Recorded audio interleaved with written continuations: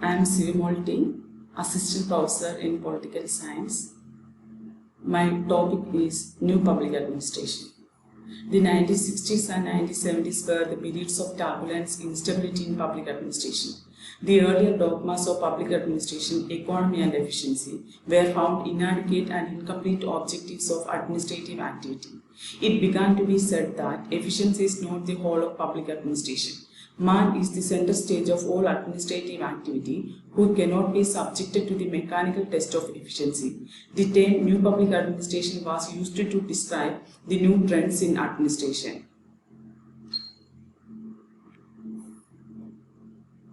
The two books, Towards a New Public Administration, The Minnowbrook Perspective, edited by Frank Marini and published in 1971, and Public Administration in a Time of Turbulence, edited by Dwight Waldo, published simultaneously, gave seeds of the concept of New Public Administration. The major factors for the emergence of New Public Administration: Honey Report in 1967, Philadelphia Congress of 1968, Minnowbrook Conference 1971. Features of New Public Administration: change and administrative responsiveness. The social, political, economic and technological environments are changing rapidly. Therefore, administrative organizations should develop clear criteria by which the effectiveness and relevance of their decisions and actions can be judged in the changing context. Rationality. In public administration, there is a good deal of emphasis on rationality as the main criterion for administrative dimensions and actions. But this rationality really refers to the rationality of administrator and not as public would interpret it. The administrator needs to concern the citizens as well as not only about what is proposed to be done by whom. Management-worker relations. It is true that human relations approach within an administrative organization enhances both morale and productivity among employees, but these are not to be end in them. The major objective should be the satisfaction of the citizens with the performance and attitudes of the administrative employees, whose morale and productivity would have risen due to any human relations approach within an organization. Structures. There is a need for a dynamic approach to organization structure. Appropriate decentralization of authority and modification of hierarchies of control and division of labor, etc. need continuous review so that the structures become relevant to the changing needs of environment.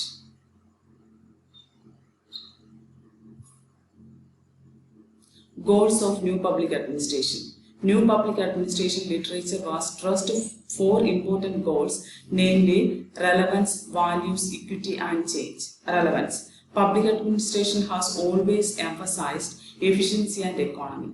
Public administration is criticized as having little to say about contemporary problems and issues. At the Minnowbrook Conference, the participants focused attention on the need for policy-oriented. Public administration must explicitly deal with political and normative implications of all administrative actions. Values. New public administration is explicitly normative. It rejects value concealing behavioralism as well as procedural neutrality of traditional public administration. The participants at the Minnowbrook Conference clearly espoused that value-neutral public administration is impossible. They emphasized that public administration have to advocate the interest of the disadvantaged people. Social equity. Public administration is indicated as an instrument of status quo, denying social justice to the less privileged groups. The leaders of New Public Administration emphasized the principle of social equity and it considered more welfare-oriented administration. Change. Achievement of social equity requires promotion of change by the public administrators. Change is necessary to prevent public administration from coming under the dominance of powerful interest groups. The new public administrators should regard change as a constant fact of administrative life. Thank you all.